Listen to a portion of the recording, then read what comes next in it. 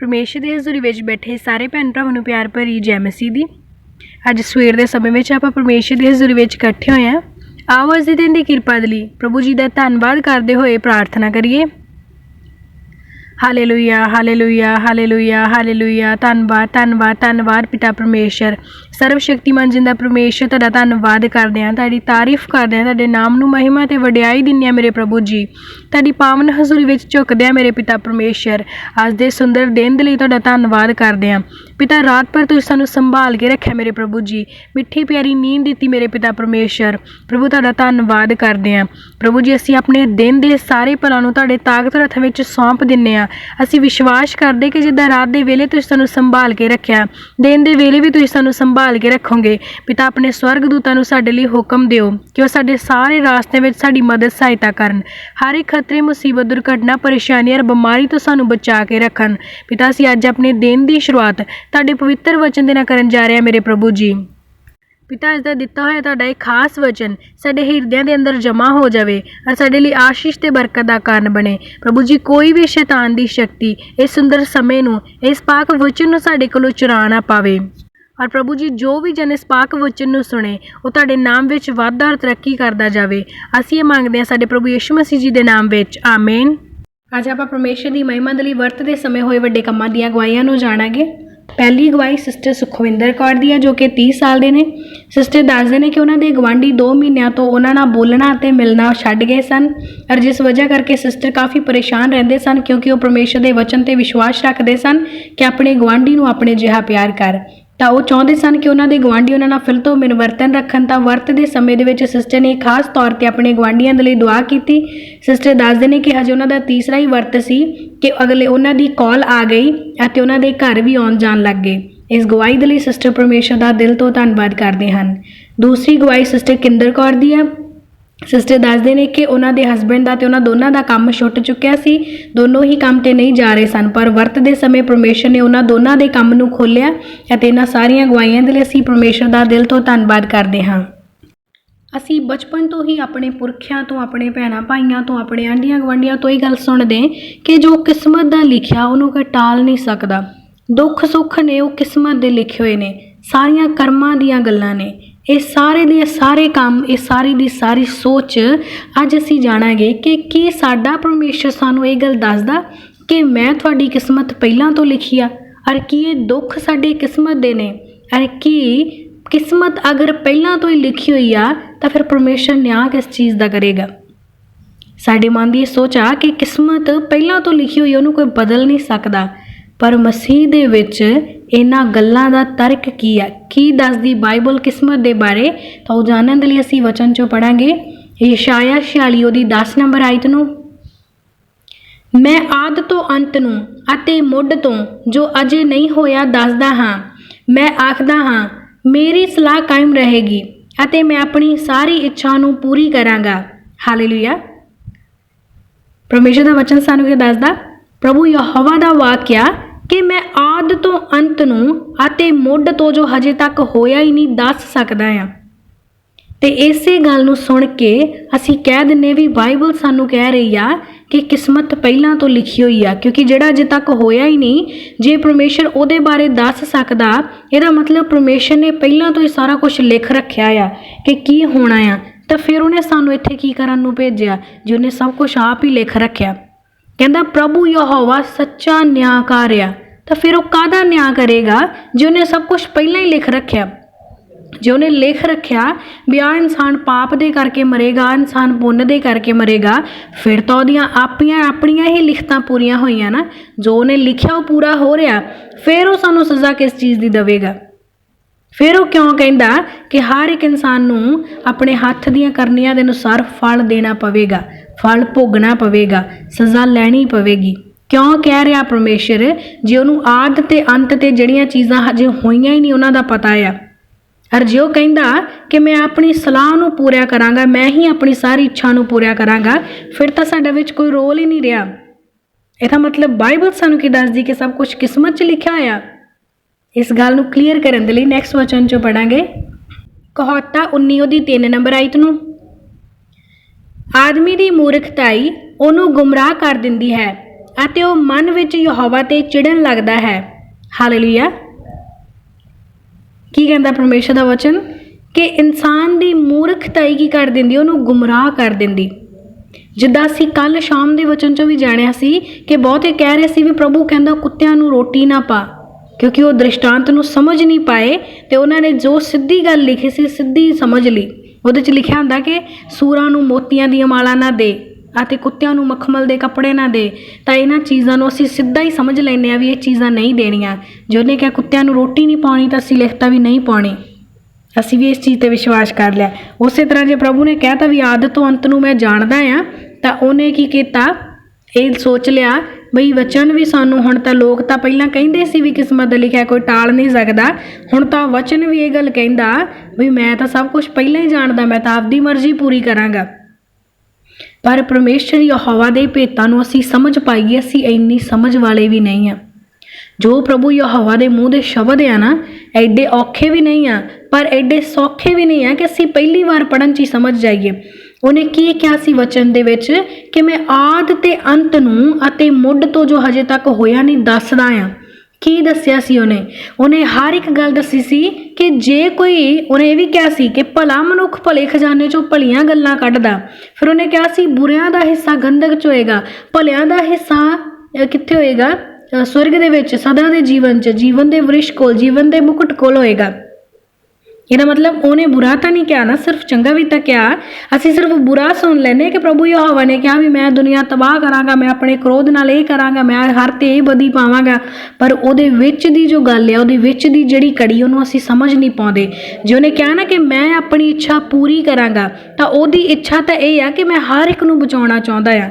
ਵਚਨ ਸਾਨੂੰ ਦੱਸਦਾ ਕਿ ਪਰਮੇਸ਼ਰ ਕਹਿੰਦਾ ਕਿ ਮੇਰੀ ਇੱਕ ਵੀ ਭੇਡ ਨਾਸ਼ ਨਾ ਹੋਵੇ। ਕਹਿੰਦਾ ਮੈਂ ਨਹੀਂ ਚਾਹੁੰਦਾ ਕਿ ਧਰਤੀ 'ਤੇ ਆਈ ਇੱਕ ਵੀ ਜਾਨ ਨਰਕ 'ਚ ਡਿੱਗੇ, ਇੱਕ ਵੀ ਸਰੀਰ ਨਾਸ਼ ਹੋਵੇ, ਇੱਕ ਵੀ ਆਤਮਾ ਜਿਹੜੀ ਆ ਉਹ ਨਰਕ ਦੇ ਵਿੱਚ ਸਾੜਨ ਦੇ ਲਈ ਦਿੱਤੀ ਜਾਵੇ, ਇੱਕ ਵੀ ਭੇਡ ਖਰਾਬ ਨਾ ਹੋਵੇ। ਉਹਦੀ ਸੋਚ ਤਾਂ ਇਹ ਵੀ ਆ ਨਾ।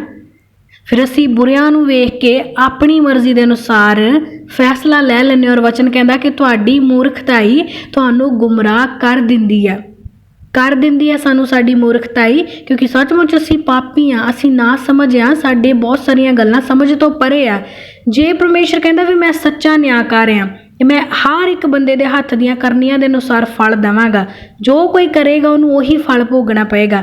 ਜੇ ਕੋਈ ਅੰਗੂਰ ਬੀਜੇਗਾ ਉਹ ਅੰਗੂਰ ਵੱਢ ਲਏਗਾ, ਜੇ ਕੋਈ ਕਣਕ ਬੀਜੇਗਾ ਉਹ ਕਣਕ ਵੱਢ ਲਏਗਾ, ਜੇ ਕੋਈ ਕਰੇਲੇ ਦੀ ਵੇਲ ਲਾਏਗਾ ਨਾ ਤਾਂ ਉਹਨੂੰ ਕੇਲੇ ਨਹੀਂ ਲੱਗਣਗੇ, ਕਰੇਲੇ ਹੀ ਲੱਗਣਗੇ।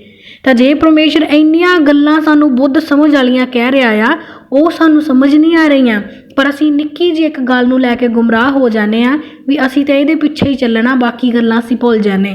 ਪਵਿੱਤਰ ਗ੍ਰੰਥ ਦੇ ਵਿੱਚ ਸਿਰਫ ਇੱਕ ਇਹੀ ਗੱਲ ਨਹੀਂ ਲਿਖੀ ਗਈ ਕਿ ਮੈਂ ਜੱਗ ਦੇ ਮੁੱਢੋਂ ਜੋ ਨਹੀਂ ਹੋਇਆ, ਜਿਹੜਾ ਹੁਣ ਹੋਣ ਵਾਲਾ ਮੈਂ ਉਹ ਵੀ ਦੱਸ ਸਕਦਾ, ਪਰ ਹੋਰ ਵੀ ਬਹੁਤੀਆਂ ਗੱਲਾਂ ਹੋਈਆਂ ਜੋ ਸਾਡੀ ਜ਼ਿੰਦਗੀ ਨੂੰ ਬਦਲਣ ਦੇ ਲਈ ਲਿਖੀਆਂ ਗਈਆਂ। ਤਾਂ ਕੁੱਲ ਮਿਲਾ ਕੇ ਪਵਿੱਤਰ ਗ੍ਰੰਥ ਸਾਨੂੰ ਕੀ ਦੱਸਦਾ ਕਿ ਕਿਸਮਤ ਪਹਿਲਾਂ ਤੋਂ ਨਹੀਂ ਲਿਖੀ ਹੋਈ। ਪਰਮੇਸ਼ਰ ਨੇ ਇਹ ਜ਼ਰੂਰ ਕਿਹਾ ਕਿ ਮੈਂ ਤੁਹਾਨੂੰ ਮਾਂ ਦੇ ਗਰਭ ਵਿੱਚ ਪਾਉਣ ਤੋਂ ਪਹਿਲਾਂ ਚੁਣਿਆ ਉਹਨੇ ਆਪਦੇ ਕੰਮਾਂ ਦੇ ਲਈ, ਪਰ ਪਹਿਲਾਂ ਸਾਨੂੰ ਸਾਡੀ ਮਰਜ਼ੀ 'ਤੇ ਛੱਡਦਾ ਵੀ ਕਰੋ ਤੁਸੀਂ ਕੀ ਕਰਦੇ ਆ, ਫਿਰ ਜਦੋਂ ਮੈਂ ਤੁਹਾਡੇ ਤੋਂ ਕੰਮ ਲੈਣ 'ਤੇ ਆਵਾਂਗਾ ਮੈਂ ਲੈ ਲਾਂਗਾ। ਪਹਿਲਾਂ ਉਹ ਸਾਨੂੰ ਵੇਖਦਾ ਵੀ ਤੁਸੀਂ ਕੀ ਕਰ ਸਕਦੇ ਆ, ਪਹਿਲਾਂ ਉਹ ਸਾਡੇ 'ਤੇ ਚਾਂਸ ਦਿੰਦਾ, ਸਾਨੂੰ ਛੱਡ ਦਿੰਦਾ ਖੁੱਲ੍ਹਾ ਕਿ ਜਾਓ ਘੁੰਮੋ ਫਿਰੋ ਐਸ਼ ਕਰੋ ਜੋ ਕਰ ਸਕਦੇ ਆ, ਜੋ ਕਰੋਗੇ ਉਹੀ ਭਰੋਗੇ। ਪਰਮੇਸ਼ਰ ਕਿਸਮਤ ਅਗਰ ਲਿਖ ਕੇ ਭੇਜਦਾ, ਫਿਰ ਉਹ ਕਿੱਦਾਂ ਦਾ ਨਿਆਂਕਾਰ ਹੋਇਆ ਜਿਹਨੇ ਆਪਣੇ ਲਿਖੇ ਦਾ ਨਿਆਂ ਕਰਤਾ।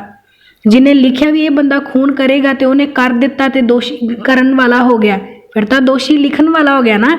ਜਿਹੜਾ ਲਿਖਣ ਵਾਲਾ ਉਹ ਦੋਸ਼ੀ ਆ, ਤੇ ਫਿਰ ਜਿਹਨੇ ਲਿਖ ਦਿੱਤਾ ਉਹ ਕਿਵੇਂ ਕਰਨ ਵਾਲੇ ਨੂੰ ਸਜ਼ਾ ਦੇ ਸਕਦਾ। ਅਗਰ ਯਹੋਵਾ ਪਰਮੇਸ਼ਰ ਸਾਨੂੰ ਸਜ਼ਾ ਦੇਣ ਦਾ ਹੱਕ ਰੱਖਦਾ ਆ ਤਾਂ ਉਹਨੇ ਸਾਨੂੰ ਫ੍ਰੀ ਛੱਡਿਆ ਆ, ਸਾਡੇ ਹੱਥ ਤੇ ਸਾਡੇ ਹਾਲ ਤੇ ਸਾਨੂੰ ਛੱਡਿਆ। ਇਸ ਕਰਕੇ ਆਪਣੇ ਮਨ ਦੇ ਵਿੱਚ ਕੁੜਨਾ ਤੇ ਚਿੜਨਾ ਬੰਦ ਕਰੋ। ਕਹਿੰਦਾ ਤੁਸੀਂ ਆਪਣੇ ਮਨ ਵਿੱਚ ਯਹੋਵਾ ਤੇ ਚਿੜਨ ਲੱਗ ਜਾਂਦੇ ਆ ਕਿ ਰੱਬਾ ਤੇਰਾ ਹੀ ਲਿਖਿਆ ਹੋਇਆ, ਤੇਰਾ ਹੀ ਦਿੱਤਾ ਹੋਇਆ, ਤੂੰ ਹੀ ਕਰਦਾ ਆ, ਫਿਰ ਸਾਡੇ ਤੇ ਸਜ਼ਾ ਕਾਹਦੀ। ਕਿ ਕਿਸਮਤਾਂ ਲਿਖਣ ਵਾਲਾ ਰੱਬਾ ਤੂੰ ਆ, ਸਾਹ ਲਿਖਣ ਵਾਲਾ ਰੱਬਾ ਤੂੰ ਆ। ਹੋ ਸਕਦਾ, ਪੜ੍ਹਿਆ ਨਹੀਂ ਮੈਂ ਅੱਜ ਤੱਕ ਗ੍ਰੰਥ 'ਚ ਕਿਤੇ, ਹੋ ਸਕਦਾ ਕਿ ਇਨਸਾਨ ਦੇ ਸਾਹ ਵੀ ਗਿਣੇ ਹੋਣ, ਪਰ ਸਾਹ ਗਿਣੇ ਆ ਨਾ, ਕੰਮ ਤਾਂ ਨਹੀਂ ਨਾ ਗਿਣੇ ਉਹਨੇ। ਸੁਭਾਅ ਦੇ ਕੰਮ ਤਾਂ ਨਹੀਂ, ਇਹ ਤਾਂ ਨਹੀਂ ਨਾ ਗਿਣਿਆ ਵੀ 1 ਸਾਲ ਦੇ ਵਿੱਚ ਤੁਸੀਂ ਇੰਨੇ ਚੰਗੇ ਕੰਮ ਕਰ ਸਕਦੇ ਹੋ, 1 ਸਾਲ 'ਚ ਇੰਨੇ ਬੁਰੇ ਕੰਮ ਕਰ ਸਕਦੇ ਹੋ, ਔਰ ਇੰਨੇ ਖੂਨ ਤੁਸੀਂ ਕਰਨੇ ਆ, ਇੰਨਿਆਂ ਦੇ ਨਾਲ ਚੋਰੀਆਂ ਕਰਨੀਆਂ ਰਲ ਕੇ, ਇੰਨਿਆਂ ਦੇ ਨਾਲ ਝੂਠ ਬੋਲਣਾ ਮਿਲ ਕੇ, ਇੰਨਿਆਂ ਦੀ ਚੁਗਲੀ ਕਰਨੀ, ਇਹ ਚੀਜ਼ਾਂ ਤਾਂ ਨਹੀਂ ਨਾ ਲਿਖੀਆਂ।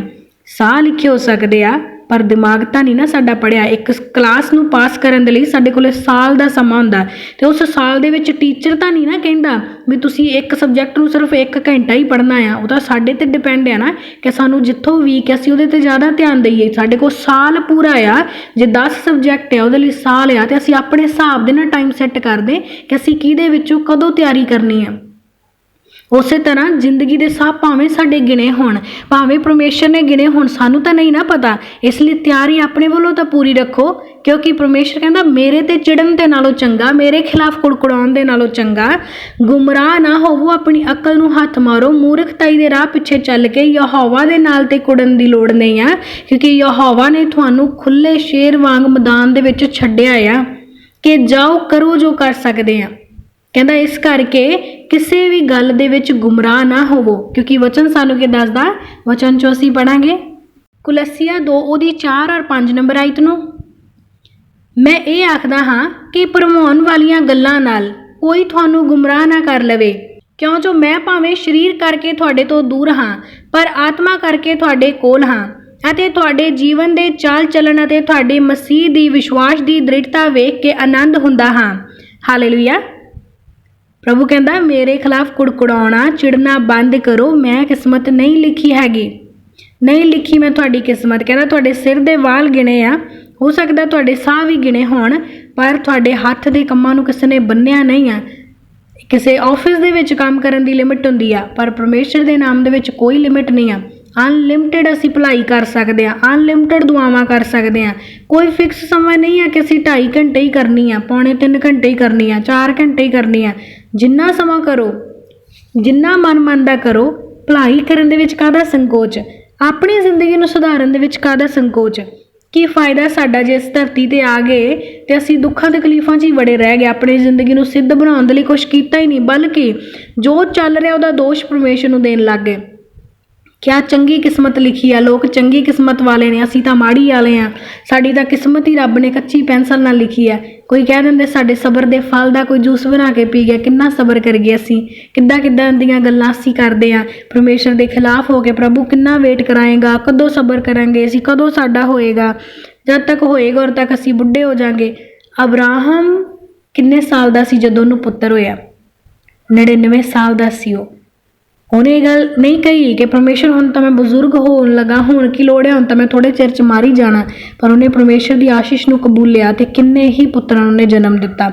ਸਾਨੂੰ ਨਹੀਂ ਪਤਾ ਕਿ ਸਾਡੇ ਲਈ ਕਿਹੜਾ ਸਮਾਂ ਸਹੀ ਆ, ਪਰ ਸਾਨੂੰ ਇਹ ਤਾਂ ਪਤਾ ਨਾ ਕਿ ਸਾਡੇ ਹੱਥ ਦੇ ਕੰਮ ਸਾਰੀ ਸ੍ਰਿਸ਼ਟੀ ਨੂੰ, ਸਾਰੇ ਹਾਲਾਤਾਂ ਨੂੰ, ਸਾਰੀ ਪਰੇਸ਼ਾਨੀ ਨੂੰ ਬਦਲ ਸਕਦੇ ਆ। ਹਾਲੇਲੂਇਆ।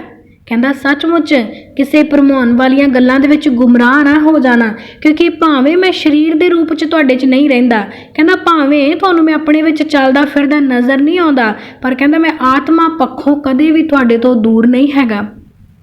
ਵਚਨ ਨੇ ਕੀ ਕਿਹਾ ਕਿ ਮੈਂ ਤੁਹਾਡੇ ਅੰਗ ਸੰਗ ਆ। ਯਹੋਵਾ ਕਹਿੰਦਾ ਨਾ ਡਰ ਤੇ ਨਾ ਘਬਰਾ, ਤਕੜਾ ਹੋ, ਹੌਸਲਾ ਰੱਖ, ਵੇਖ ਮੈਂ ਤੇਰੇ ਅੰਗ ਸੰਗ ਆ। ਤੂੰ ਆਪਣੇ ਅੱਖਾਂ ਨਾਲ ਨਹੀਂ ਵੇਖ ਸਕਦਾ, ਆਤਮਿਕ ਅੱਖਾਂ ਨਾਲ ਵੇਖ, ਮਹਿਸੂਸ ਤਾਂ ਕਰ ਕਿ ਮੈਂ ਤੇਰੇ ਨਾਲ ਆ। ਕਹਿੰਦਾ ਮੈਂ ਖੁਸ਼ ਹੁੰਦਾ ਤੁਹਾਡੀ ਦ੍ਰਿੜਤਾ ਦੇਖ ਕੇ।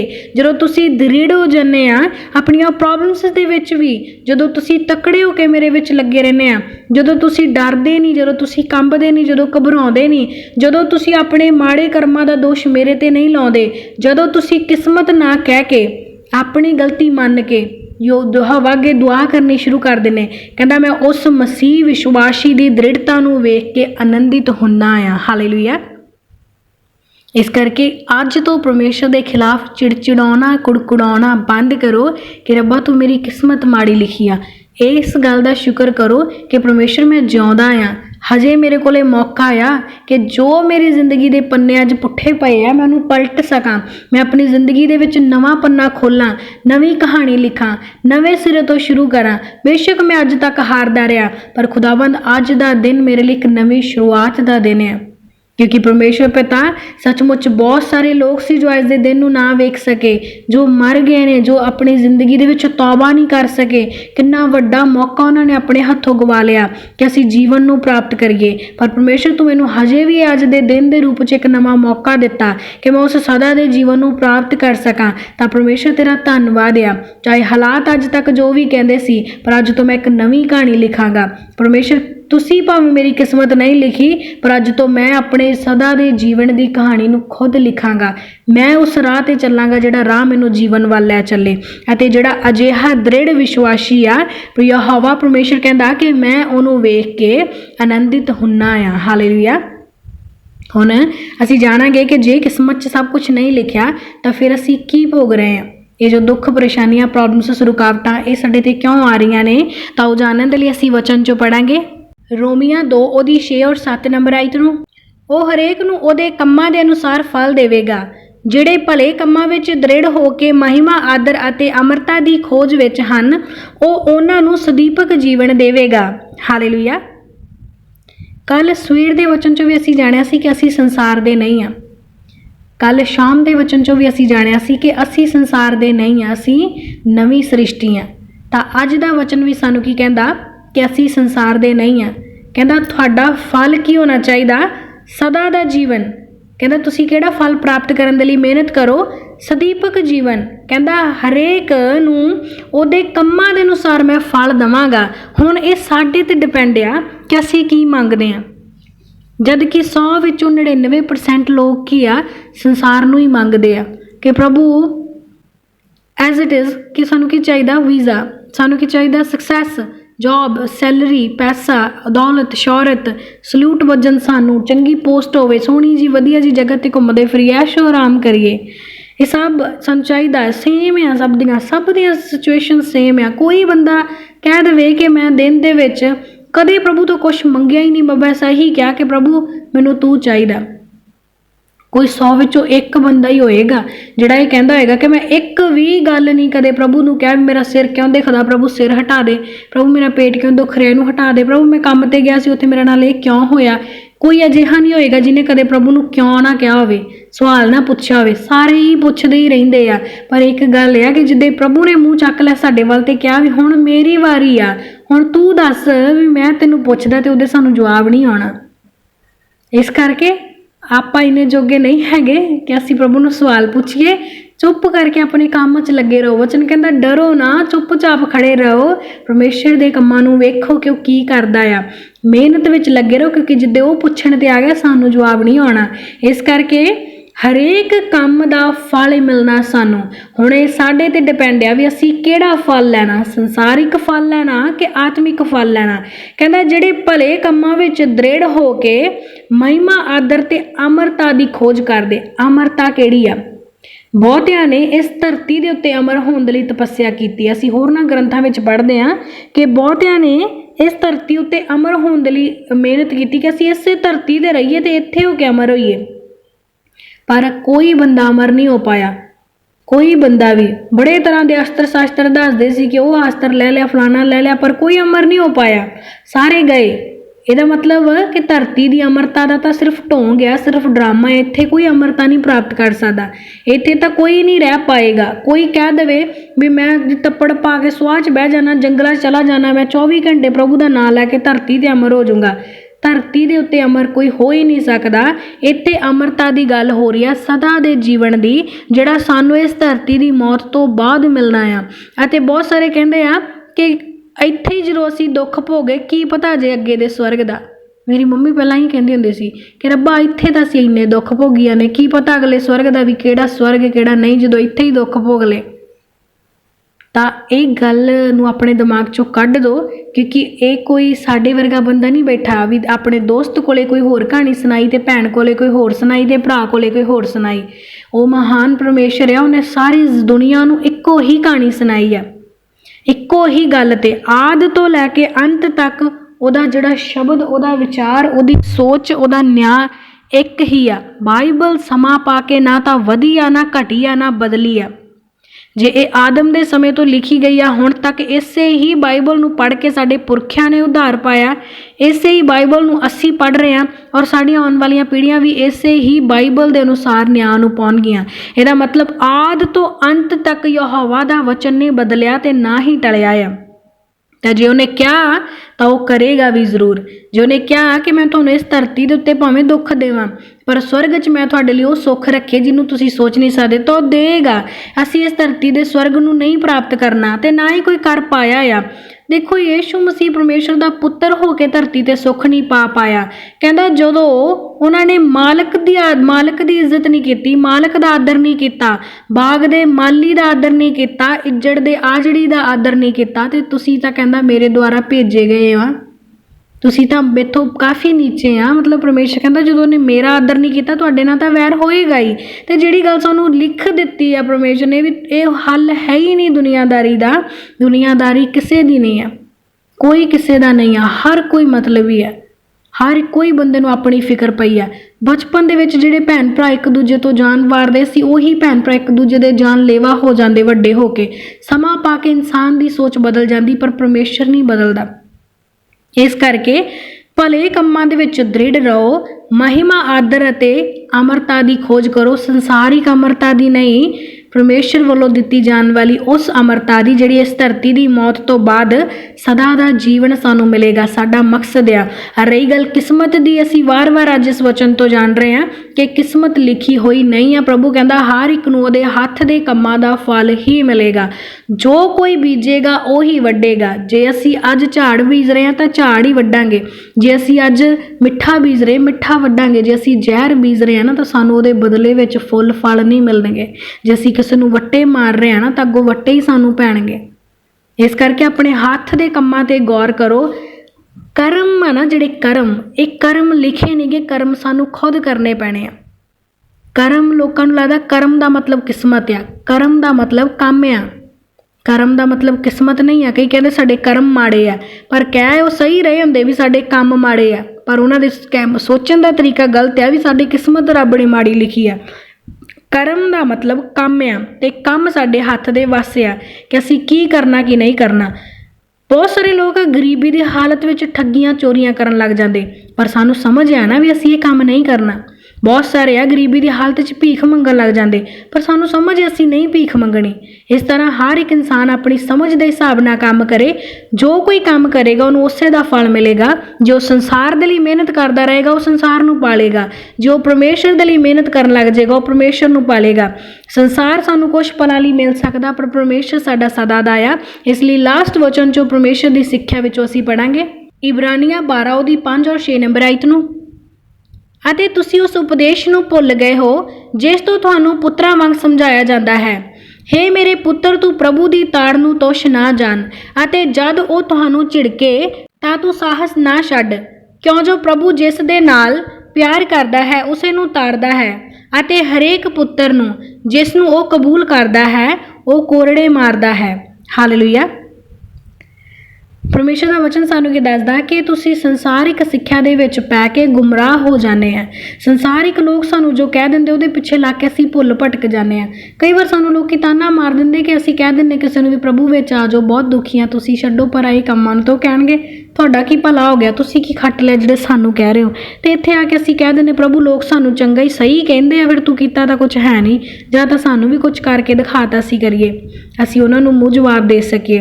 ਪਰ ਸਾਨੂੰ ਜਵਾਬ ਦੇਣਾ ਨਹੀਂ ਆਉਂਦਾ। ਪ੍ਰਭੂ ਨੇ ਤਾਂ ਬਹੁਤ ਕੁਛ ਕੀਤਾ, ਅਸੀਂ ਉਹਨਾਂ ਨੂੰ ਇਹ ਕਿਉਂ ਨਹੀਂ ਕਹਿ ਪਾਉਂਦੇ ਕਿ ਸਾਡਾ ਪਰਮੇਸ਼ਰ ਨੇ ਸੁਭਾਅ ਬਦਲਿਆ ਆ, ਸਾਡੇ ਪਰਮੇਸ਼ਰ ਨੇ ਸਾਨੂੰ ਤਕੜਾ ਕੀਤਾ ਆ। ਪਹਿਲਾਂ ਅਸੀਂ ਇਹਨਾਂ ਪ੍ਰੋਬਲਮ ਤੋਂ ਡਰਦੇ ਸੀ, ਹੁਣ ਅਸੀਂ ਘਬਰਾਉਂਦੇ ਨਹੀਂ ਆ, ਕਿਉਂਕਿ ਸਾਨੂੰ ਪਤਾ ਕਿ ਪਰਮੇਸ਼ਰ ਕਹਿੰਦਾ ਬਿਪਤਾ ਜਿਹੜੀ ਆ ਉਹ ਹਰ ਇੱਕ ਤੇ ਪੈਂਦੀ ਆ। ਕਹਿੰਦਾ ਪਰਮੇਸ਼ਰ ਕਹਿੰਦਾ ਤੁਸੀਂ ਮੇਰੇ ਉਪਦੇਸ਼ ਨੂੰ ਭੁੱਲੋ ਨਾ। ਹੇ ਮੇਰੇ ਪੁੱਤਰ, ਦੇਖੋ ਕਿੰਨਾ ਭਲਾ ਸਾਡਾ ਪਰਮੇਸ਼ਰ ਕਿਹੜੇ ਪਿਆਰ ਦੇ ਨਾਲ ਸਾਨੂੰ ਕਹਿ ਰਿਹਾ ਕਿ ਹੇ ਮੇਰੇ ਪੁੱਤਰ, ਤੂੰ ਪ੍ਰਭੂ ਦੀ ਤਾੜ ਨੂੰ ਤੁੱਛ ਨਾ ਜਾਣ, ਤੂੰ ਪਰਮੇਸ਼ਰ ਦੀਆਂ ਗੱਲਾਂ ਨੂੰ ਐਵੇਂ ਹੀ ਨਾ ਜਾਣ। ਕਹਿੰਦਾ ਜਿਹੜੇ ਝਿੜਕ ਨੂੰ ਸਹਾਰ ਲੈਂਦੇ ਆ ਨਾ, ਕਹਿੰਦਾ ਪਰਮੇਸ਼ਰ ਉਹਨਾਂ ਨੂੰ ਹਿੰਮਤ ਤਾਕਤ ਬਲ ਦਿੰਦਾ ਆ। ਹਿੰਮਤ ਤਾਕਤ ਦੇ ਨਾਲ ਕਹਿੰਦਾ ਸਹਾਰ ਲਓ ਇਹ ਪ੍ਰੋਬਲਮਸ ਨੂੰ, ਸਹਿ ਲਓ ਇਹ ਕੁਛ ਸਮੇਂ ਦੇ ਦੁੱਖ ਆ, ਸਹਿ ਲਓ ਇਹ ਕੁਛ ਸਮੇਂ ਦੀਆਂ ਪਰੇਸ਼ਾਨੀਆਂ ਆ, ਸਹਿ ਲਓ ਕਿਉਂਕਿ ਮੈਂ ਵੀ ਸਹਿ ਕੇ ਗਿਆ ਆ। ਇਹ ਕੋਈ ਔਖਾ ਕੰਮ ਨਹੀਂ ਹੈ ਜਿਹੜਾ ਅਸੀਂ ਕਰ ਨਾ ਸਕੀਏ। ਜੇ ਮੈਂ ਸਵਰਗ ਵਿੱਚ ਰਹਿਣ ਵਾਲਾ ਸਹਿ ਗਿਆ ਤੇ ਤੁਸੀਂ ਤਾਂ ਬਚਪਨ ਤੋਂ ਹੀ ਇਹਨੂੰ ਸਹਿੰਦੇ ਆ ਰਹੇ ਆ, ਤੁਹਾਨੂੰ ਤਾਂ ਹੁਣ ਥੋੜ੍ਹੀ ਬਹੁਤ ਆਦਤ ਪੈ ਹੀ ਗਈ ਆ, ਇਸ ਲਈ ਸਹਿ ਲਓ। ਕਹਿੰਦਾ ਕਿਉਂਕਿ ਇਹਨੂੰ ਸਹਿ ਲਓਗੇ ਤਾਂ ਤੁਸੀਂ ਤਗੜੇ ਹੋ ਜਾਓਗੇ, ਤੁਸੀਂ ਮਜ਼ਬੂਤ ਹੋ ਜਾਓਗੇ। ਕਹਿੰਦਾ ਪਰਮੇਸ਼ਰ ਜਿਹਨੂੰ ਪਿਆਰ ਕਰਦਾ ਉਹਨੂੰ ਹੀ ਤਾੜਦਾ ਆ। ਇੱਕ ਮਾਂ ਬਾਪ ਬਚਪਨ ਤੋਂ ਆਪਣੇ ਬੱਚੇ ਨੂੰ ਮਾਰ ਕੁੱਟ ਵੀ ਦਿੰਦੇ ਆ, ਉਹਨੂੰ ਝਿੜਕਦੇ ਵੀ ਆ, ਬਹੁਤ ਜ਼ਿਆਦਾ ਕਈਆਂ ਨੂੰ ਕੁੱਟ ਪੈਂਦੀ, ਮੈਨੂੰ ਬਹੁਤ ਜ਼ਿਆਦਾ ਕੁੱਟ ਪਈ। ਮੇਰੀ ਮੰਮੀ ਨੇ ਮੈਨੂੰ ਅੰਦਰ ਤਾੜ ਕੇ ਉੱਤੇ ਬਹਿ ਕੇ ਕੁੱਟਿਆ। ਮੈਨੂੰ ਇੰਨੀ ਕੁੱਟ ਪਈ ਕਿ ਮੈਂ ਕੋਈ ਤਰੀਕਾ ਹੀ ਨਹੀਂ ਦੱਸ ਸਕਦੀ ਵੀ ਕਿੱਦਾਂ ਦੇ ਛਿੱਤਰ ਪਏ ਆ ਮੇਰੇ। ਪਰ ਕਿਉਂ ਪਏ ਸੀ? ਕਿਉਂਕਿ ਮਾਂ-ਬਾਪ ਚਾਹੁੰਦੇ ਸੀ ਵੀ ਇਹ ਬੱਚਾ ਸਾਡਾ ਜ਼ਿੱਦੀ ਨਾ ਹੋਵੇ, ਇਹ ਢੀਠ ਨਾ ਹੋਵੇ, ਸਿਆਣਾ ਬਣੇ, ਇਹਨੂੰ ਕਿਸੇ ਨੂੰ ਕਹਿਣਾ ਨਾ ਪਵੇ ਕੱਲ੍ਹ ਨੂੰ ਵੀ ਇਹ ਤੁਹਾਡਾ ਬੱਚਾ ਬਦਤਮੀਜ਼ ਆ, ਕੋਈ ਕੱਲ੍ਹ ਨੂੰ ਸਾਡੇ ਬੱਚੇ ਨੂੰ ਕਹਿ ਨਾ ਜਾਵੇ ਵੀ ਇਹਨੂੰ ਅਕਲ ਨਹੀਂ ਹੈਗੀ। ਇਸ ਕਰਕੇ ਕੁੱਟ ਪੈਂਦੀ ਸੀ ਨਾ ਸਾਡੇ। ਉਸੇ ਤਰ੍ਹਾਂ ਪਰਮੇਸ਼ਰ ਵੀ ਉਹੀ ਮਾਰਦਾ ਨਾ, ਉਹੀ ਤਾਂ ਹੀ ਝਿੜਕਦਾ ਸਾਨੂੰ, ਤਾਂ ਜੋ ਲੋਕ ਸਾਡੇ 'ਤੇ ਸਵਾਲ ਨਾ ਉਠਾ ਸਕਣ, ਲੋਕ ਸਾਨੂੰ ਇਹ ਨਾ ਕਹਿ ਸਕਣ ਵੀ ਬਈ ਇਹ ਬੱਚੇ ਨੂੰ ਸਮਝ ਤਾਂ ਆਈ ਨਹੀਂ, ਪਰਮੇਸ਼ਰ 'ਚ ਜਾ ਕੇ ਇਹਦਾ ਪ੍ਰਭੂ 'ਚ ਜਾਏ ਦਾ ਕੀ ਫਾਇਦਾ। ਤੁਸੀਂ ਤਾਂ ਕਹਿੰਦੇ ਸਾਡਾ ਪਰਮੇਸ਼ਰ ਗਿਆਨ ਬੁੱਧ ਦੇਣ ਵਾਲਾ, ਫਿਰ ਇਹਦੀ ਬੁੱਧ ਕਿੱਥੇ ਆ, ਇਹਦਾ ਗਿਆਨ ਕਿੱਥੇ ਆ। ਪਰਮੇਸ਼ਰ ਝਿੜਕਦਾ ਸਾਨੂੰ, ਬਿਪਤਾਵਾਂ ਨੂੰ ਸਹਿਣ ਦੇ ਲਈ ਤਕੜੇ ਕਰਦਾ ਆ, ਮਜ਼ਬੂਤ ਕਰਦਾ ਆ। ਉਹਨੂੰ ਕਮਜ਼ੋਰ ਕੌਮ ਨਹੀਂ ਚਾਹੀਦੀ। ਆਪਾਂ ਕਹਿੰਦੇ ਨਾ ਕਿ ਯਹੋਵਾ ਦਾ ਬੱਬਰ ਸ਼ੇਰ ਆ, ਤਾਂ ਕਹਿਣ ਦੇ ਨਾਲ ਬੱਬਰ ਸ਼ੇਰ ਨਹੀਂ ਰਹਿਣਾ, ਸੀ ਕਰਕੇ ਵੀ ਦਿਖਾਉਣਾ ਪੈਣਾ ਬੱਬਰ ਸ਼ੇਰਾਂ ਵਾਲਾ ਕੰਮ। ਕਹਿ ਤਾਂ ਦਿੰਦੇ ਆ ਵੀ ਅਸੀਂ ਯਹੋਵਾ ਦੇ ਬੱਬਰ ਸ਼ੇਰ ਆ, ਅਸੀਂ ਪਰਮੇਸ਼ਰ ਦੇ ਰਾਜੇ ਆ, ਤੇ ਰਾਜਿਆਂ ਦੀ ਫੂਕ ਦਾ ਮਿੰਟ 'ਚ ਨਿਕਲ ਜਾਂਦੀ, ਚਾਹੇ ਨਿੱਕੀ ਜਿਹੀ ਪ੍ਰੋਬਲਮ ਆ ਜੇ। ਇੰਨੀ ਛੇਤੀ ਕਿਉਂ ਘਬਰਾ ਜਾਂਦੇ ਪਰਮੇਸ਼ਰ ਦੇ ਰਾਜੇ? ਕਿ ਸਾਨੂੰ ਵਿਸ਼ਵਾਸ ਨਹੀਂ ਕਿ ਸਾਡਾ ਰਾਜਾ ਜਿਹੜਾ ਸਾਨੂੰ ਵੇਖਦਾ ਉਹ ਸਾਡੇ ਹਾਲਾਤਾਂ ਨੂੰ ਬਦਲੇਗਾ ਵੀ। ਹਿੰਮਤ ਰੱਖੋ, ਹੌਸਲਾ ਰੱਖੋ, ਤਕੜੇ ਹੋਵੋ, ਨਾ ਡਰੋ ਅਤੇ ਨਾ ਘਬਰਾਓ, ਕਿਉਂਕਿ ਇਹ ਹਾਲਾਤ ਪਲਕ ਭਰਦੇ ਆ। ਕੁਛ ਪਲ ਦੀਆਂ ਪਰੇਸ਼ਾਨੀਆਂ ਨੇ, ਉਸ ਤੋਂ ਬਾਅਦ ਸਦਾ ਦਾ ਆਰਾਮ ਆ, ਅਤੇ ਉਸ ਸਦਾ ਦੇ ਆਰਾਮ ਨੂੰ ਉਹੀ ਪਾ ਸਕੇਗਾ ਜਿਹੜਾ ਕਿਸਮਤ 'ਤੇ ਛੱਡ ਕੇ ਨਹੀਂ ਪਰ ਪਰਮੇਸ਼ਰ 'ਤੇ ਛੱਡ ਕੇ ਜਿਉਏਗਾ। ਜਿਹੜਾ ਇਹ ਨਹੀਂ ਕਹੇਗਾ ਕਿ ਕਿਸਮਤ ਜੋ ਲਿਖਿਆ ਉਹ ਤਾਂ ਭੋਗਣਾ ਹੀ ਪੈਣਾ, ਪਰ ਜਿਹੜਾ ਆਪਣੀ ਕਿਸਮਤ ਖੁਦ ਲਿਖਣ ਦੀ ਹਿੰਮਤ ਕਰੇਗਾ ਉਹ ਸੱਚਮੁੱਚ ਆਪਣੀ ਜ਼ਿੰਦਗੀ ਦੇ ਵਰਕੇ ਨੂੰ ਪਲਟ ਲਵੇਗਾ। ਨਹੀਂ ਤਾਂ ਅਸੀਂ ਉਸੇ ਖਾਲੀ ਪੇਜ ਨੂੰ ਦੇਖਦੇ ਰਹਿ ਜਾਾਂਗੇ ਤੇ ਜ਼ਿੰਦਗੀ ਦਾ ਭਾਂਡਾ ਸਾਡਾ ਖਾਲੀ ਹੋ ਜਾਏਗਾ। ਅਜੇ ਹੋਏਗਾ ਕਿ ਅਸੀਂ ਆਪਣਾ ਆਪ ਨਹੀਂ ਹਿਲਾ ਪਾਵਾਂਗੇ, ਲੋਕੀ ਸਾਨੂੰ ਚੱਕ ਕੇ ਲਿਜਾਣਗੇ ਤੇ ਉਸ ਵੇਲੇ ਕਥਾ ਖਤਮ, ਕਹਾਣੀ ਖਤਮ। ਕਹਾਣੀ ਖਤਮ ਹੋਣ ਤੋਂ ਪਹਿਲਾਂ ਕਹਾਣੀ ਦਾ ਕਲਾਈਮੈਕਸ ਚੇਂਜ ਕਰ ਦਿਓ। ਅਜਿਹਾ ਹੋਵੇ ਕਿ ਲੋਕ ਹੈਰਾਨ ਹੋ ਜਾਣ ਕਿ ਆਖਰੀ ਸਮੇਂ 'ਚ ਇਹਨੇ ਆਖਰ ਇਹੋ ਜਿਹਾ ਕੀ ਕਰ ਲਿਆ, ਇਹਦੀ ਤਾਂ ਕਾਇਆ ਹੀ ਪਲਟ ਗਈ। ਮਸੀਹ ਵਿੱਚ ਅਸੀਂ ਆਏ ਹਾਂ, ਅਸੀਂ ਸਾਰੇ ਕਬੂਲ ਕਰਦੇ ਕਿ ਸਾਡਾ ਧਰਮ ਨਹੀਂ ਬਦਲਿਆ, ਸਾਡਾ ਮਨ ਬਦਲਿਆ। ਤੇ ਜੇ ਮਨ ਬਦਲ ਗਿਆ ਤੇ ਕੰਮ ਵੀ ਬਦਲ ਦਿਓ, ਸੋਚ ਬਦਲ ਦਿਓ, ਦੁਨੀਆ ਪਲਟ ਕੇ ਰੱਖ ਦਿਓ, ਪਤਾ ਲੱਗੇ ਵੀ ਅਸੀਂ ਮਸੀਹ ਦੇ ਰਾਜੇ ਹਾਂ, ਅਸੀਂ ਸੱਚਮੁੱਚ ਬੱਬਰ ਸ਼ੇਰ ਹਾਂ ਜੋ ਇੱਥੇ ਰਾਜ ਕਰਨ ਆਏ ਹਾਂ। ਹਾਲੇਲੂਇਆ। ਆਵਾਜ਼ ਇਹਨਾਂ ਵਚਨਾਂ ਦੇ ਦੁਆਰਾ ਪਰਮੇਸ਼ਰ ਦੀ ਹਜ਼ੂਰੀ ਵਿੱਚ ਪ੍ਰਾਰਥਨਾ ਕਰਾਂਗੇ। Hallelujah, hallelujah, hallelujah, hallelujah, hallelujah, hallelujah, hallelujah, hallelujah. ਧੰਨਵਾਦ, ਧੰਨਵਾਦ, ਧੰਨਵਾਦ, ਧੰਨਵਾਦ, ਧੰਨਵਾਦ, ਧੰਨਵਾਦ, ਧੰਨਵਾਦ। ਮਹਾਨ ਪਿਤਾ ਪਰਮੇਸ਼ਰ, ਅੱਜ ਦੇ ਦਿਨ ਦੇ ਲਈ ਤੁਹਾਡਾ ਧੰਨਵਾਦ, ਧੰਨਵਾਦ, ਧੰਨਵਾਦ, ਧੰਨਵਾਦ, ਧੰਨਵਾਦ ਕਰਦੇ ਖੁਦਾਵੰਦ ਅੱਜ ਦੇ ਇਹਨਾਂ ਅਨਮੋਲ ਸੁੰਦਰ ਅਤੇ ਸਾਹਾਂ ਦੇ ਲਈ ਪਿਤਾ ਪਰਮੇਸ਼ਰ, ਖਾਸ ਪਲਾਂ ਦੇ ਲਈ, ਪਵਿੱਤਰ ਵਚਨਾਂ ਦੇ ਲਈ, ਅੱਜ ਦੇ ਦਿਨ ਦੀ ਹਿੰਮਤ, ਤਾਕਤ, ਬਲ ਅਤੇ ਹੌਸਲੇ ਦੀ ਤੁਹਾਡਾ ਦਿਲ ਤੋਂ ਧੰਨਵਾਦ ਕਰਦੇ ਖੁਦਾਵੰਦ। ਸੱਚਮੁੱਚ ਬਹੁਤ ਸਾਰੇ ਜਨ ਸੀ ਜੋ ਅੱਜ ਦੇ ਦਿਨ ਨੂੰ ਨਾ ਦੇਖ ਸਕੇ, ਅੱਜ ਦੇ ਸਾਹਾਂ ਨੂੰ ਨਾ ਲੈ ਸਕੇ ਆਪਣੀ ਜ਼ਿੰਦਗੀ ਦੇ ਵਿੱਚ। ਉਹਨਾਂ ਨੇ ਇਸ ਮੌਕੇ ਨੂੰ ਗਵਾ ਲਿਆ ਕਿ ਉਹ ਤੌਬਾ ਕਰਨ ਅਤੇ ਆਪਣੀ ਜ਼ਿੰਦਗੀ ਨੂੰ ਬਦਲ ਦੇਣ। ਪਰ ਖੁਦਾਵੰਦ ਤੁਸੀਂ ਸਾਨੂੰ ਪਾਪੀ ਗੁਨੇਗਾਰਾਂ ਨੂੰ ਇੱਕ ਵਾਰ ਫਿਰ ਤੋਂ ਮੌਕਾ ਦਿੱਤਾ, ਵਾਰ-ਵਾਰ ਦਿੱਤਾ ਕਿ ਅਸੀਂ ਆਪਣੀ ਜ਼ਿੰਦਗੀ ਦੇ ਇਸ ਪੇਜ ਨੂੰ ਪਲਟੀਏ ਅਤੇ ਇਸ ਖਾਲੀ ਜ਼ਿੰਦਗੀ ਦੇ ਵਿੱਚ ਖੁਦ ਆਪਣੀ ਕਿਸਮਤ ਨੂੰ ਲਿਖੀਏ। ਖੁਦਾਵੰਦ ਅੱਜ ਜਿੰਨੇ ਵੀ ਭੈਣਾਂ ਭਾਈਆਂ ਨੇ ਅੱਜ ਦੇ ਇਹਨਾਂ ਵਚਨਾਂ ਨੂੰ ਸੁਣਿਆ, ਜੋ ਵੀ ਇਹਨਾਂ ਦੇ ਮਨ ਦੇ ਵਿੱਚ ਵਹਿਮ ਭਰਮ ਵਿਚਾਰ ਨੇ ਪਿਤਾ, ਉਹਨਾਂ ਸਾਰੇ ਵਹਿਮਾਂ ਭਰਮਾਂ ਵਿਚਾਰਾਂ ਤੋਂ ਬਦੀਆਂ ਤੋਂ ਇਹਨਾਂ ਨੂੰ ਆਜ਼ਾਦ ਕਰੋ, ਸ਼ੁੱਧ ਪਵਿੱਤਰ ਕਰੋ ਪਿਤਾ ਪਰਮੇਸ਼ਰ। ਤੁਹਾਡੀ ਸਦਾ ਦੀ ਦਇਆ ਅਤੇ ਕਿਰਪਾ ਇਹਨਾਂ ਦੀਆਂ ਜ਼ਿੰਦਗੀਆਂ ਦੇ ਵਿੱਚ ਸਦਾ ਤੱਕ ਬਣੀ ਰਹੇ ਖੁਦਾਵੰਦ। ਆਪਣੇ ਦੂਤਾਂ ਦੇ ਦੁਆਰਾ ਇਹਨਾਂ ਦੀ ਮਦਦ ਸਹਾਇਤਾ ਅਗਵਾਈ ਕਰੋ ਪਿਤਾ ਜੀ। ਸੱਚਾ ਸਹਾਇਕ ਪਵਿੱਤਰ ਆਤਮਾ ਇਹਨਾਂ ਨੂੰ ਸੰਭਾਲ ਕੇ ਰੱਖੇ। ਸੱਚਮੁੱਚ ਪਿਤਾ ਪਰਮੇਸ਼ਰ ਤੁਹਾਡੇ ਦੂਤ ਅੱਜ ਹੀ ਇਹਨਾਂ ਦੇ ਕੋਲ ਉਤਰਨ ਪਿਤਾ ਪਰਮੇਸ਼ਰ, ਇਹਨਾਂ ਥੱਕੇ ਅਤੇ ਹਾਰਿਆਂ ਹੋਇਆਂ ਨੂੰ ਨਵਾਂ ਬਲ ਅਤੇ ਨਵੀਂ ਤਾਕਤ ਦੇਣ, ਕਿਉਂ ਜੋ ਸੱਚਮੁੱਚ ਤੁਸੀਂ ਵਚਨ ਦੇ ਵਿੱਚ ਕਿਹਾ ਕਿ ਮੇਰੇ ਕੋਲੇ ਆਓ ਮੈਂ ਤੁਹਾਨੂੰ ਆਰਾਮ ਦੇਵਾਂਗਾ। ਸੱਚਮੁੱਚ ਅਸੀਂ ਥੱਕੇ ਅਤੇ ਹਾਰੇ ਹੋਏ, ਭਾਰ ਥੱਲੇ ਦੱਬੇ ਹੋਏ, ਲੋਕਾਂ ਦੀਆਂ ਗੱਲਾਂ ਨੂੰ ਸੁਣਦੇ ਹੋਏ ਪਿਤਾ ਪਰਮੇਸ਼ਰ, ਕਿਸਮਤ ਦੇ ਮਾਰੇ ਹੋਏ, ਅਸੀਂ ਇਸ ਗੱਲਾਂ ਤੇ ਵਿਸ਼ਵਾਸ ਕਰਦੇ ਹਾਂ ਕਿ ਕਿਸਮਤ ਨੇ ਸਾਨੂੰ ਮਾਰ ਸੁੱਟਿਆ। ਪਰ ਪਿਤਾ ਇਸ ਵਹਿਮ ਨੂੰ ਅੱਜ ਸਾਡੀ ਜ਼ਿੰਦਗੀ 'ਚੋਂ ਕਲੀਅਰ ਕਰੋ, ਕਿਉਂਕਿ ਅਸੀਂ ਜਾਣ ਲਈਏ ਪਿਤਾ ਜੀ ਕਿ ਇਹ ਸਭ ਦੇ ਸਭ ਸਾਡੇ ਹੱਥ ਦੇ ਕਰਮਾਂ ਦਾ ਨਤੀਜਾ ਆ। ਅਸੀਂ ਬੁਰੇ ਕਰਮ ਕੀਤੇ ਜਿਹਦੇ ਕਰਕੇ ਅੱਜ ਅਸੀਂ ਦੁੱਖ ਭੋਗ ਰਹੇ ਹਾਂ। ਸਾਡੇ ਬਦੀ ਦੇ ਬੰਧਨਾਂ ਤੋਂ ਸਾਨੂੰ ਆਜ਼ਾਦ ਕਰੋ, ਪਵਿੱਤਰ ਕਰੋ ਪਿਤਾ ਪਰਮੇਸ਼ਰ, ਸਾਡੀ ਮਦਦ ਕਰੋ ਤਾਂ ਜੋ ਅਸੀਂ ਤੁਹਾਡੀ ਮੱਤ 'ਤੇ ਚੱਲਣ ਵਾਲੇ ਹੋ ਜਾਈਏ। ਸਾਡੀ ਮੂਰਖਤਾ ਹੀ ਸਾਨੂੰ ਗੁੰਮਰਾਹ ਨਾ ਕਰੇ ਪਿਤਾ ਜੀ। ਅਸੀਂ ਤੁਹਾਡੇ ਖਿਲਾਫ ਨਾ ਬੋਲੀਏ ਪਰ ਤੁਹਾਡੇ ਵੱਲ ਬੋਲਣ ਵਾਲੇ ਹੋ ਜਾਈਏ। ਅਸੀਂ ਤੁਹਾਡੀ ਹਜ਼ੂਰੀ 'ਚ ਆਪਣੇ ਆਪ ਨੂੰ ਨਮਰ ਕਰਨ ਵਾਲੇ ਹੋ ਜਾਈਏ, ਆਪਣੇ ਹੱਥਾਂ ਨੂੰ ਤੁਹਾਡੀ ਪਵਿੱਤਰ ਹਜ਼ੂਰੀ 'ਚ ਉਠਾਉਣ ਵਾਲੇ ਹੋ ਜਾਈਏ, ਆਪਣੇ ਦਿਲ ਦੀਆਂ ਗੱਲਾਂ ਨੂੰ ਤੁਹਾਡੇ ਨਾਲ ਖੋਲ੍ਹ ਕੇ ਕਰਨ ਵਾਲੇ ਹੋ ਜਾਈਏ ਪਿਤਾ ਜੀ। ਅਸੀਂ ਮਨੁੱਖਾਂ ਦੀ ਮੱਤ ਉੱਤੇ ਨਾ ਚੱਲੀਏ ਪ੍ਰਭੂ ਜੀ। ਸੱਚਮੁੱਚ ਤੁਸੀਂ ਵਚਨ ਦੇ ਵਿੱਚ ਕਿਹਾ ਕਿ ਤੁਹਾਨੂੰ ਇਨਸਾਨ ਆ ਜਿਹਦਾ ਭਰੋਸਾ ਯਹੋਵਾ 'ਤੇ ਆ। ਅਸੀਂ ਆਪਣੇ ਆਪ 'ਤੇ ਨਾ ਪਰ ਤੁਹਾਡੇ 'ਤੇ ਵਿਸ਼ਵਾਸ ਕਰਨ ਵਾਲੇ ਹੋ ਜਾਈਏ। ਅਸੀਂ ਆਪਣੀ ਬੁੱਧ 'ਤੇ ਨਾ ਪਰ ਪਿਤਾ ਪਰਮੇਸ਼ਰ ਤੁਹਾਡੀ ਸਮਝ ਬੁੱਧ ਦੇ ਅਨੁਸਾਰ ਚੱਲੀਏ। ਕੋਈ ਬਦੀ ਦਾ ਬੰਧਨ ਸਾਨੂੰ ਗੁੰਮਰਾਹ ਨਾ ਕਰੇ ਪਿਤਾ ਜੀ। ਅਸੀਂ ਵਿਸ਼ਵਾਸ ਕਰਦੇ ਖੁਦਾਵੰਦ ਕਿ ਭਾਵੇਂ ਸਰੀਰਾਂ ਦੇ ਰੂਪੀ ਤੁਸੀਂ ਸਾਡੇ ਤੋਂ ਦੂਰ ਆ, ਪਰ ਸੱਚਾ ਸਹਾਇਕ ਪਵਿੱਤਰ ਆਤਮਾ ਹਰ ਵੇਲੇ ਸਾਡੇ ਨਾਲ ਚੱਲਦਾ ਆ। ਤੁਸੀਂ ਸਾਡੇ ਜੀਵਨ ਨੂੰ, ਸਾਡੇ ਚਾਲ ਚੱਲਣ ਨੂੰ ਬਦਲਿਆ ਪਿਤਾ ਜੀ। ਤੁਸੀਂ ਸਾਡੇ ਹਾਲਾਤਾਂ ਨੂੰ ਵੇਖਿਆ ਖੁਦਾਵੰਦ, ਔਰ ਸੱਚਮੁੱਚ ਇਹਨਾਂ ਹਾਲਾਤਾਂ ਨੂੰ ਬਦਲਣ ਦੀ ਸਾਮਰਥ ਰੱਖਦੇ ਹੋ ਖੁਦਾਵੰਦ। ਅੱਜ ਜਿੰਨੇ ਵੀ ਭੈਣ ਭਾਈ ਅੱਜ ਇਹਨਾਂ ਵਚਨਾਂ ਨੂੰ ਸੁਣ ਰਹੇ ਨੇ ਪਿਤਾ ਜੀ, ਇਹ ਸਭ ਦੇ ਸਭ ਮਸੀਹ ਦੇ ਵਿਸ਼ਵਾਸ ਦੀ ਦ੍ਰਿੜਤਾ ਦੇ ਵਿੱਚ ਵਾਧੇ ਜਾਣ ਖੁਦਾਵੰਦ। ਤੁਹਾਡੇ ਆਨੰਦ ਦੀ ਭਰਪੂਰੀ ਕਰਨ ਅਤੇ ਆਪਣੀ ਆਸ਼ਾ ਨੂੰ ਪ੍ਰਾਪਤ ਕਰਨ ਖੁਦਾਵੰਦਾ। ਸੱਚਮੁੱਚ ਪ੍ਰਭੂ ਜੀ ਤੁਸੀਂ ਵਚਨ ਦੇ ਵਿੱਚ ਕਹਿ ਕਿ ਜਿਹੇ ਕੰਮ ਤੁਸੀਂ ਕਰੋਗੇ ਤੇ ਆਹ ਫਲ ਤੁਹਾਨੂੰ ਮਿਲੇਗਾ। ਆ ਸੱਚਮੁੱਚ ਪਿਤਾ ਪਰਮੇਸ਼ਰ ਸਾਡੇ ਹੱਥ ਦੇ ਕੰਮ ਬਦਲ ਜਾਣ ਪਿਤਾ ਜੀ। ਸਾਡਾ ਉੱਠਣਾ ਬੈਠਣਾ ਬੋਲਣਾ ਚੱਲਣਾ ਬਦਲ ਜਾਵੇ ਖੁਦਾਵੰਦ। ਅਸੀਂ ਆਪਣੇ ਹੱਥ ਦੇ ਕੰਮਾਂ ਨੂੰ ਬਦਲ ਦਈਏ ਪ੍ਰਭੂ ਜੀ। ਸਾਡਾ ਬੋਲਣਾ ਸਾਡਾ ਸੋਚਣਾ ਬਦਲ ਜਾਵੇ। ਅਸੀਂ ਸੰਸਾਰਿਕ ਦੌੜ ਪਿੱਛੇ ਨਾ ਦੌੜੀਏ ਪਿਤਾ, ਅਸੀਂ ਭਲੇ ਕੰਮਾਂ ਦੇ ਪਿੱਛੇ ਚੱਲੀਏ। ਅਸੀਂ ਸੰਸਾਰਿਕ ਅਮਰਤਾ ਨਹੀਂ ਪਰ ਸਦਾ ਦੇ ਜੀਵਨ ਨੂੰ ਪ੍ਰਾਪਤ ਕਰਨ ਦੀ ਖੋਜ ਕਰੀਏ। ਆਦਰ ਮਹਿਮਾ ਜਲਾਲ ਤੁਹਾਡੇ ਨਾਮ ਨੂੰ ਦਈਏ ਪਿਤਾ ਪਰਮੇਸ਼ਰ। ਹਰ ਵੇਲੇ ਤੁਹਾਡੀ ਪਵਿੱਤਰ ਮਰਜ਼ੀ ਦੇ ਵਿੱਚ ਚੱਲੀਏ ਖੁਦਾਵੰਦ, ਅਤੇ ਸੱਚਮੁੱਚ ਤੁਹਾਡੀ ਦਿੱਤੀ ਹੋਈ ਹਰ ਇੱਕ ਗੱਲ ਨੂੰ ਸਮਝ ਪਾਈਏ ਪਿਤਾ ਪਰਮੇਸ਼ਰ। ਅਸੀਂ ਕਿਸੇ ਵੀ ਰੂਪ ਦੇ ਵਿੱਚ ਪੱਖਪਾਤੀ ਨਾ ਹੋਈਏ ਖੁਦਾਵੰਦ। ਅਸੀਂ ਅਜਿਹੇ ਰੂਪ 'ਚ ਨਾ ਬਣੀਏ ਕਿ ਜੋ ਤੁਹਾਡੇ ਰੂਪ ਤੋਂ ਅਨੋਖਾ ਹੋਵੇ। ਅਸੀਂ ਸੰਸਾਰਿਕ ਮਤ ਬੁੱਧ ਤੇ ਨਾ ਚੱਲੀਏ ਪਰ ਤੁਹਾਡੀ ਬੁੱਧ ਨੂੰ ਜਾਣੀਏ ਪਿਤਾ। ਸੱਚਮੁੱਚ ਅਸੀਂ ਪ੍ਰਭੂ ਦੀ ਤਾੜ ਨੂੰ ਤੁੱਛ ਨਾ ਸਮਝੀਏ ਤੇ ਪ੍ਰਭੂ ਦੇ ਦਿੱਤੀਆਂ ਹੋਈਆਂ ਗੱਲਾਂ ਦਾ ਸੱਚਮੁੱਚ ਗਿਆਨ ਦਾ ਆਤਮਾ ਸਾਡੇ ਤੇ ਉਤਰੇ ਪਿਤਾ। ਸੱਚਮੁੱਚ ਤੁਹਾਡਾ ਸਦਾ ਦਾ ਗਿਆਨ ਸਾਡੀਆਂ ਜ਼ਿੰਦਗੀਆਂ 'ਚ ਹੋਵੇ। ਅਸੀਂ ਦ੍ਰਿੜ ਕੀਤੇ ਜਾਈਏ। ਅਸੀਂ ਸੱਚਮੁੱਚ ਤੁਹਾਡੀ ਤਾੜਨਾਵਾਂ ਨੂੰ ਸਹਿੰਦੇ ਹੋਈਏ ਖੁਦਾਵੰਦ। ਆਪਣੀ ਜ਼ਿੰਦਗੀ ਦੇ ਹਰ ਇੱਕ ਪੰਨੇ ਨੂੰ ਆਪਣੇ ਹੱਥਾਂ ਦੇ ਨਾਲ ਲਿਖੀਏ। ਸਾਡੇ ਹੱਥ ਦੇ ਕੰਮ ਸ਼ੁੱਧ ਹੋਣ, ਪਵਿੱਤਰ ਹੋਣ ਪਿਤਾ ਪਰਮੇਸ਼ਰ। ਸਦਾ ਦੀ ਦਇਆ ਤੇ ਕਿਰਪਾ ਸਾਡੇ ਤੇ ਹੋਵੇ ਪਿਤਾ ਪਰਮੇਸ਼ਰ। ਉਹ ਸਦਾ ਦੇ ਜੀਵਨ ਤੱਕ ਅਸੀਂ ਸਾਰੇ ਦੇ ਸਾਰੇ ਪਹੁੰਚ ਸਕੀਏ ਖੁਦਾਵੰਦ। ਜ਼ਿੰਦਗੀ ਦੇ ਹਰ ਇੱਕ ਪਲ ਨੂੰ ਤੁਹਾਡੇ ਹੱਥਾਂ ਦੇ ਵਿੱਚ ਸੌਂਪਦੇ ਪਿਤਾ ਪਰਮੇਸ਼ਰ। ਤੁਹਾਡੀ ਮਰਜ਼ੀ ਇੱਛਾ ਨੂੰ ਆਪਣੀਆਂ ਜ਼ਿੰਦਗੀਆਂ ਦੇ ਵਿੱਚ ਮੰਗਦੇ ਹੋਏ ਇਸ ਪ੍ਰਾਰਥਨਾ ਨੂੰ ਤੁਹਾਡੇ ਸਾਮਰਥੀ ਨਾਮ ਦੇ ਵਿੱਚ ਮੰਗਦੇ ਹਾਂ। ਆਮੀਨ, ਆਮੀਨ, ਆਮੀਨ।